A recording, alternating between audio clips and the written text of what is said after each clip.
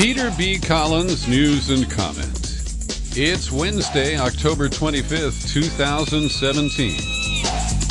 Your humble host took a day off yesterday to take care of some personal business, and he's back to catch up on a whole array of news. And let me say at the outset, in case you're fresh to the podcast, every day I shoot for about half an hour, around 10 or 12 stories that I think are the most important. And these days, it is really difficult. There is so much news to cover that I have to make difficult choices. And I do hope you indulge me when I go beyond the 30-minute mark. We'll see how I do today. So yesterday, you know that there was a lot of posturing in Washington, D.C. Trump continued his Twitter attacks on Bob Corker, the senator from Tennessee, who returned fire. And after a unity meeting, a luncheon with all of the Republican senators and Trump to focus on tax cuts for the wealthy, Jeff Flake, the junior senator from Arizona, took to the Senate floor. And he announced that he will not be seeking re-election next year. And he had some very strong comments. We'll cite a few of them in a moment. And he challenged Trumpism, and in particular, he talked about the kind of complicity that Republicans have. But he was focused on the president's weak demeanor and bad behavior. Because a little bit later, Jeff Flake fell into line, along with Bob Corker and John McCain, these mavericks who take on Trump, right? And they all voted, with the vice president providing the tie-breaking vote, to reject a rule that came from the Consumer Financial Protection Bureau and was 5 years in the making. And it's something I strongly support. And that is, we should not be shunted into binding arbitration when we have a dispute with a bank, with a corporation. And whether it's your credit card bill or the statements that you get from your bank, when you sign up for an account, it all includes fine print that says that you waive your right to take them to court, and instead you will submit to binding arbitration, which is a path to getting screwed. Because arbitration always tries to find a middle ground. They will not declare one party right or wrong. They just try to get this thing to be flushed away by coming up with a settlement. And the parties who are guilty don't have to acknowledge that guilt, and the people walk away with a pittance compared to what they might have gotten if they had prevailed in a court of law. And this shows that the Republicans are determined to serve the interests of Wall Street, of the corporations, and of the super wealthy, and prevent pesky consumers from really fighting for their rights. And I consider this to be a very important issue. I've talked about it before. And I want to single out my friend Timur, who's in his 30s. He is a naturalized American citizen, but he was born in Russia. And like many immigrants, he has a fairly literal understanding of the Constitution and the various contracts that our government has with we, the people. And I was talking with Timur recently, and he told me how he's been writing letters to Senator Feinstein and to others, demanding support for the right to sue. And I mentioned Timur because I think it's remarkable that a young person who, could be focused, he's getting married next year, and there are a lot of things that he could easily fill up his time with. And I commend Timur for taking on this rather arcane issue that most people don't care about. And I may have shared with you before that I signed up with a financial advisor, as your humble host is edging into retirement over the next couple of years. And this financial advisor's standard forms require you to waive your right to sue and accept binding arbitration. And I refused to sign. And to its credit, my financial advisor firm quickly removed my objectionable terms there and agreed that if we have a dispute, I can take them to court. So this is a watershed moment because there are many progressives who look at Corker, who look at McCain, who look at now Jeff Flake, and they tie it to the speech that George W. Bush read last week. And they say, oh, the unity in the Republican Party is crumbling. But it's not true. Now, Flake is very selective in his outrage. And when you look at his history, he has supported Trump policies and nominees about 90% of the time. And the only one who stood up here was Lindsey Graham, who is a troubled soul. But he had previously sponsored legislation to protect members of the military from being forced into arbitration. And he, in fact, did vote against this bill in the United States Senate, along with Senator John Kennedy of Louisiana. But with Mike Pence stepping in, the Republicans had just enough reliable, stalwart idiots to pass this bill. And the recent scandals about Wells Fargo, the massive breach at Equifax, where they have tried to jam arbitration on people who might sue them for the revelation of their private, confidential material, their information.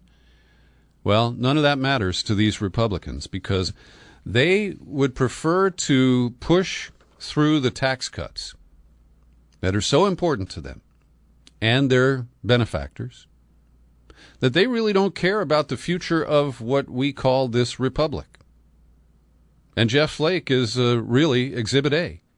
And I credit Ross Barkan in today's Guardian for saying that while he said that he can no longer be complicit or silent as Donald Trump rages in the White House, he falls into line when it comes to policies. And Jeff Flake came out of ALEC. When he was operating at the state level, he was a reliable conduit for the Koch brothers and others to ram through their regressive legislation. And in this commentary, Ross Barkan says, Flake epitomizes both the best and very worst of the current political class. He's a savvy opportunist who's been willing to stand up to such a destructive, ill-equipped president. Yet Flake is ultimately a phony who should be rejected by anyone with a progressive bone in their body. His qualms with Trump are primarily about decorum. He hates that Trump is not rigorously following the small government right-wing ideology that treats the poor like serfs who deserve to rot and regards the rich as exalted gods in need of further pampering. Flake's chief lament is that Trump is not devoted to limited government, free markets, and free trade. Flake is a tireless defender of the white, the wealthy, and the exploitative. He is a friend of predatory corporations and warmongers. At his core, he is a Republican who sees history somewhat like O'Brien, the ruthless antagonist of George Orwell's 1984, a boot stamping on a human face forever. Flake voted in line with Trump's positions 90% of the time. He supported the Obamacare repeal as recently as July. He cheered Neil Gorsuch's elevation to the U.S. Supreme Court. He confirmed Scott Pruitt to be administrator of the EPA. And the bottom line here is that Jeff Flake took a look at the polls. His reelect numbers were underwater, well below 50, and at 33%, I believe, among Republican voters in Arizona. Now, it is tragic that a figure like Jeff Flake, who's been a very reliable conservative voice, is going to be run out by a very extreme Freedom Caucus Tea Party Trump supporter in Arizona. And it says a lot about the voters who remain smitten with Trump, even if they may deplore some of his actions and some of his tweets. They see him as doing what they want to be done. And last night on the Public TV NewsHour, Judy Woodruff showed unusual tenacity as she asked first Senator John Thune of South Dakota and then two right-wing Republicans repeatedly if they agreed with Jeff Flake. And they were spinning like a top. Well, Jeff's a really good guy, and I love Jeff, but we have to work with this president, and we got to get us some tax cuts here. And their priorities, which are to put up with Trump, the risk to our security, the risk of new wars, the downright dangerousness and recklessness of this man. They'll put up with it if they can get the tax cuts that they want. And they don't have a way to pay for them. They don't care about that. They know trickle down is a lie. They don't care about that. They want to deliver tax cuts for their wealthy patrons. And that's all that matters. And until we see somebody like John Thune say,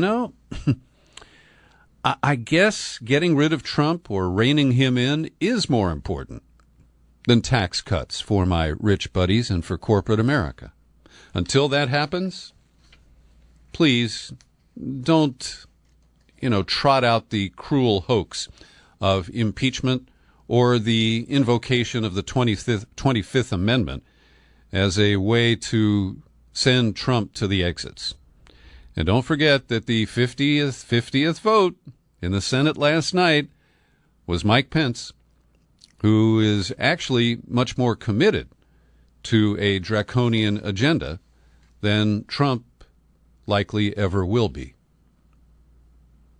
Now, yesterday in the House of Representatives, 2 committees announced new investigations into Democrats. The House Intelligence Committee, operating under the partly recused chair, Devin Nunes, they have announced that they are going to be looking into the so-called Uranium One deal. And the bumper sticker version is that Hillary Clinton worked to approve a deal that enabled a Russian company, which was not fully Russian-owned or not Russian-controlled at the time, to gain a corner on the international uranium market, including uranium that's mined in the United States. And the allegation is that Bill Clinton, riding atop his foundation and accepting big sums of money for speeches, that he benefited to the tune of $500,000 for a 90-minute speech that he gave after this uranium deal was completed. Now, this is not a new story, and I believe it deserves investigation, but I don't trust the partisan angle that is being pursued here. And the Uranium One story was revived about a week ago by The Hill, the political newspaper in Washington.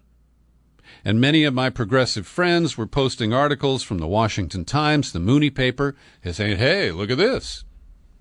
Now, let me be clear. I believe that the investigation into Hillary's email stuff deserves further investigation, and I believe that the Uranium One deal is a stinker.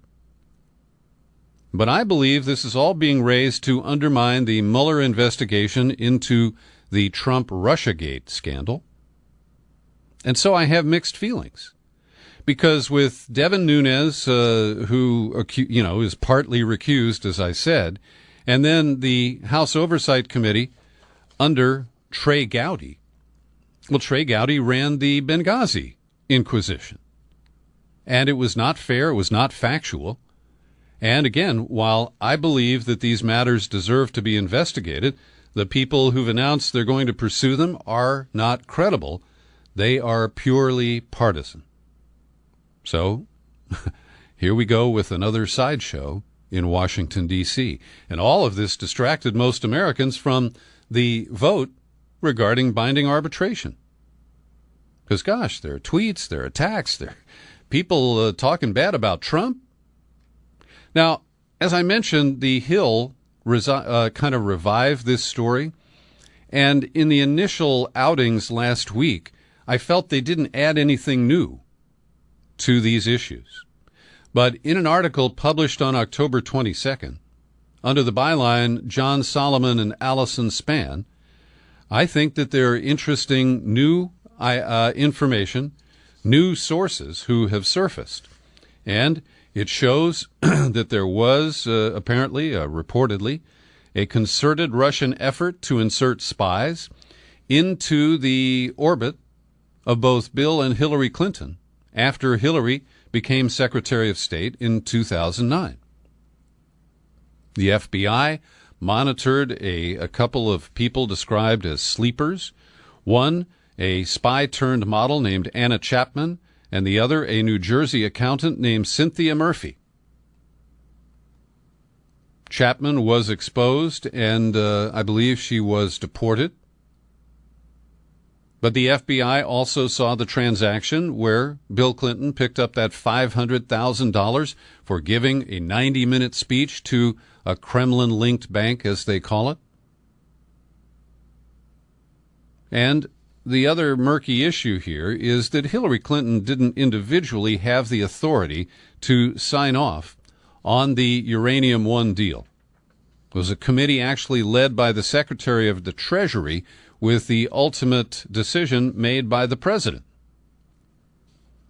But I've always felt that this was a very murky deal, and the quid pro quo with Bill Clinton's good buddy and a Canadian guy who had owned Uranium One, and then he allowed Russians to buy controlling interest, and then there was this deal to sell up to 20% of America's strategic uranium reserves to Uranium One. Well, my inquisitiveness, my curiosity, and my skepticism are both piqued by that. We deserve to know. If you're a regular listener, you know that I've raised many issues about the Clinton Foundation as an intersection of money, politics, and influence. And there are many issues related to the Clinton Foundation and pay-to-play that deserve an honest investigation. But are we going to get it from Trey Gowdy? I really don't think so. We also learned yesterday that the so-called Steele dossier, opposition research that was gathered about Trump and Russian connections, was directly paid for by the Clinton campaign and the Democratic National Committee. It's always been hinted at that someone aligned with Hillary, with the campaign, paid for it. But we now know that Mark E. Elias, from the law firm, which is something coy, based in Washington, that he has acknowledged, and he has removed a confidentiality agreement from the firm that he contracted with, which is called Fusion GPS. He's also calling on the Republican people who hired Fusion GPS earlier in the campaign to release Fusion GPS to acknowledge who they are or who they were. Now, I've been driving at this for a long time. I think this is a key component of any investigation into so-called Russian influence. And now that we know that it was directly funded by the Clinton campaign and the DNC, part of a $12 million contract for legal representation with the law firm, well, it is a little bit clearer. And one of the tidbits we've learned is that Steele was not hired by Fusion GPS until the Democrats took over the account, took over payment for it. And I want to note that I've worked on campaigns where I have managed or participated in opposition research. And what you do is you get online, you use Nexus and Lexis, you talk to people, and you gather it all into one big file of raw data. And then you look at, well, what can we prove and what can we go public with that would actually change voters' perceptions of this opponent? We also do pretty rigorous opposition research on our clients to try to figure out what kind of stuff might be dredged up by them in a really dirty campaign, about them in a dirty campaign. So we are learning a lot more about this, and if we can follow the money trail, it appears that the Steele dossier, paid for by the Clinton campaign, was then passed to the FBI. It could have been by Christopher Steele, who had previous relationships with the Bureau. And so it really remains to be seen where this leads. But the exposure of who paid Fusion GPS for the Steele dossier is an important first step. And now looking at the New York Times coverage of this story, the full name of the law firm is Perkins Coie, C-O-I-E. They were paid $12.4 million to represent the campaign and the DNC during the election cycle, and they hired Steele later. You know, this is after the Democrats started paying for the opposition research. And a spokesperson claims that neither the Clinton campaign nor the DNC was directly aware that Fusion GPS had been hired. Apparently, Mark Elias kept that secret. And we turn to Robert Perry at ConsortiumNews.com, the leading journalistic skeptic of the Russiagate story. And he says that this idea that the campaign and the DNC helped pay for the Steele dossier is not surprising, but it is noteworthy given how long the mystery about the funding was allowed to linger. Another mild surprise, says Perry, is the Clinton campaign would have had a direct hand in the financing rather than maintaining arm's-length relationship by having a friend or a friendly super PAC pay for this information.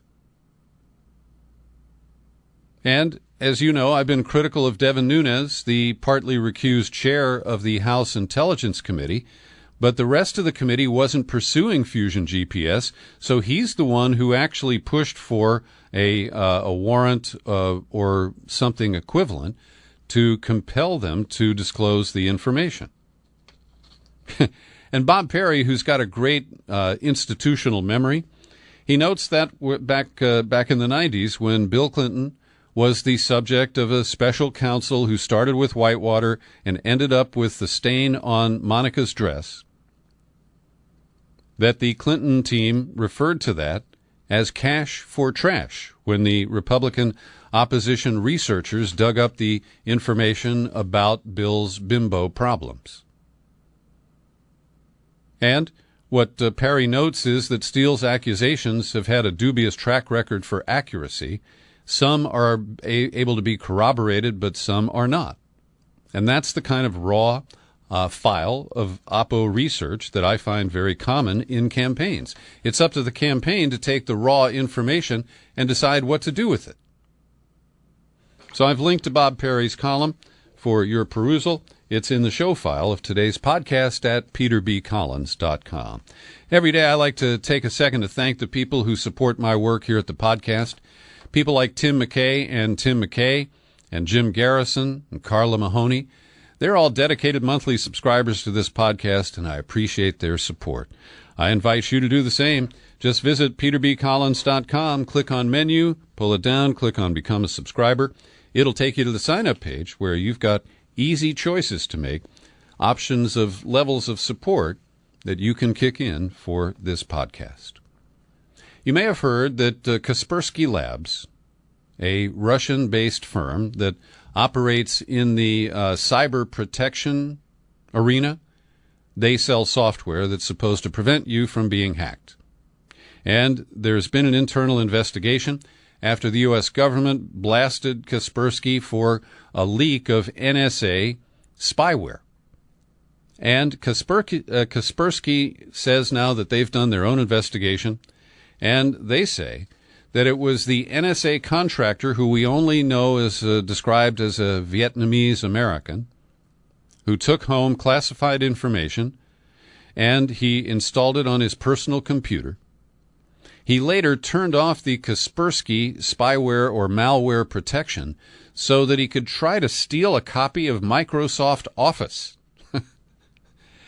And apparently during the time that the security software was turned off, his computer was hacked, and whoever did it installed a backdoor. Now, I have no way of evaluating the claims of Kaspersky, but independent security analysts say, well, here's Jake Williams, a former NSA employee. Kaspersky's version of events is now at least plausible. He told The Intercept that the level of incompetence at play here is mind-blowing.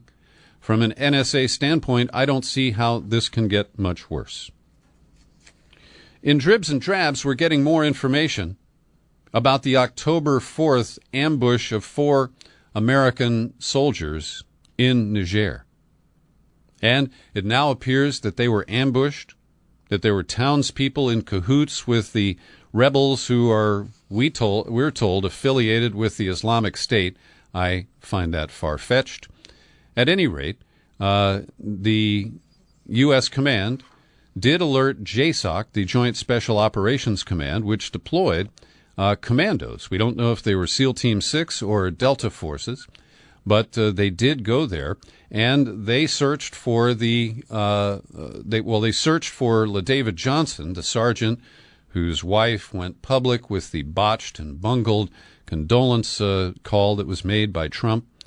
At any rate, Johnson may have become separated from his unit because they were ambushed twice on October 4th, and the JSOC people apparently went looking for Johnson, and they found his remains.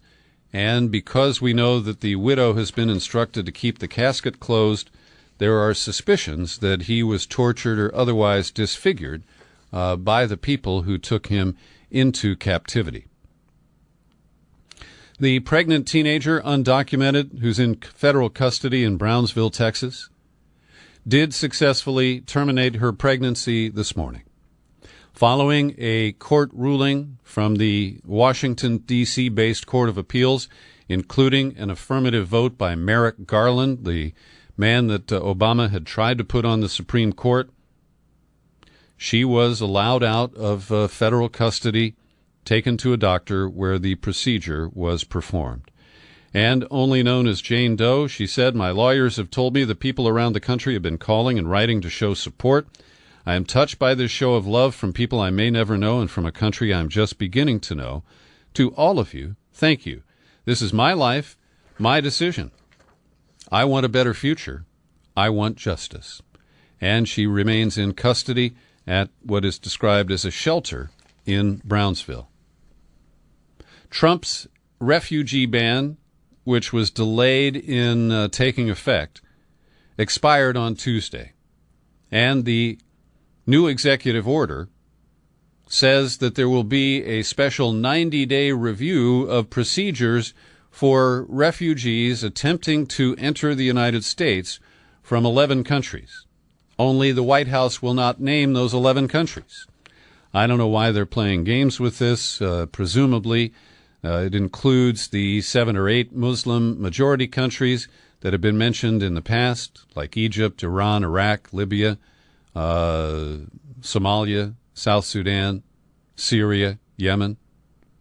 But we don't know. And the executive order will place a hold on the program that allows for family reunification for some refugees who are already here in the U.S. Jennifer Syme at International Rescue Committee says this will add months or potentially years to the most urgent cases, the majority of which are women and children in heinous circumstances. Be sure to see the powerful new documentary, Human Flow, by Ai Weiwei. We've talked about it on this program. I've interviewed Ai, and I hope you get the idea that it's an important documentation of the refugee crisis worldwide today.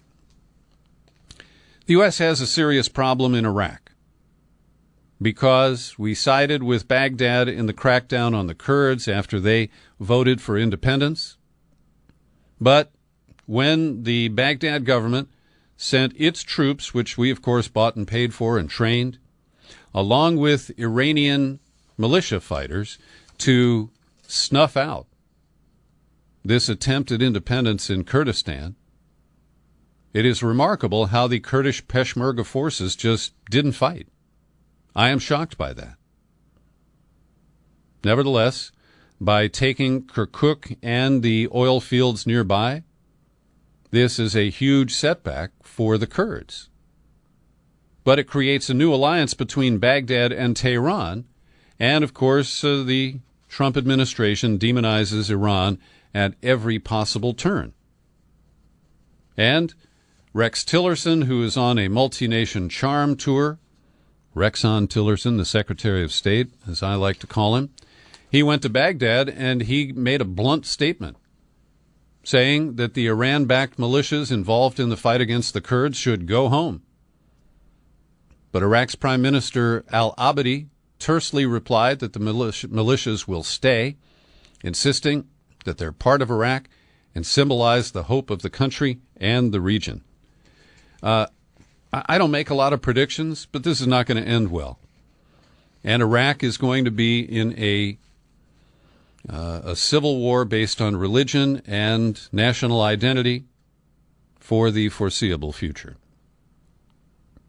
The NAACP has issued a warning to African Americans to try to stay off American Airlines after a spate of incidents, including one involving the Reverend William Barber, the leader of the Moral Mondays efforts in North Carolina. The NAACP is warning black travelers about flying American Airlines. A national travel advisory says that you might expect disrespectful, discriminatory, or unsafe conditions. For several months now, the NAACP has been monitoring a pattern of disturbing incidents on American Airlines. We have today taken the action of issuing national advisory alerting travelers to exercise caution, in that booking and boarding flights on American could subject them to disrespectful, discriminatory, or unsafe conditions. So William Barber was bumped off a flight after he responded to discriminatory comments from two unruly white passengers. Last week, a 24-year-old African-American Harvard law student and her 4-month baby were removed from an American flight after she asked for her stroller back from checked baggage because of a delayed flight. On October 16th, Tamika Mallory, co-chair of the Women's March, accused an American pilot of racial discrimination for kicking her off a flight after he overheard her dispute with a gate agent over her seating assignment. Now, this appears to be so trivial and heavy-handed, but the pattern of aiming these efforts at African Americans is something that I don't think should be ignored. And finally today, we're standing by for the release of the final batch of withheld documents related to the investigation into the assassination of John F. Kennedy. And yesterday, without notice, the FBI released more than 1,500 pages of records related to its investigation of the 2012 Sandy Hook school shooting in Connecticut. And for the record, I will say that without having reviewed any of these documents, I've always been uncomfortable with the way that the authorities in Newtown, Connecticut, and at the state level in Connecticut, put really sharp boxes around the investigation. And they claimed that they were protecting the grieving parents of the students and teachers who were killed. But it was unprecedented, and I remain uncomfortable. Also, I will just relate that on the day of that shooting, I was listening to live radio coverage, and it clearly stated that they were looking for a second shooter.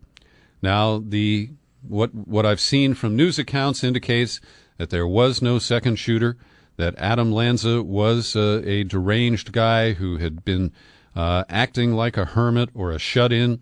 His mom, who was the first victim of his shooting spree, was telling friends about a month before that he'd become a shut-in. All he did was play video games. So there are some details that are added here, but I don't think we'll ever really know the truth about Sandy Hook. And there are a lot of unhinged people who promote unverified theories that also make me cringe. And it puts me in an awkward spot of not believing the skeptics and also not having confidence in the official narrative. Thanks for listening to my daily news and comment podcast. It came in at almost half an hour today. I remain your humble host, Peter B. Happy trails to you until we meet again. Happy trails.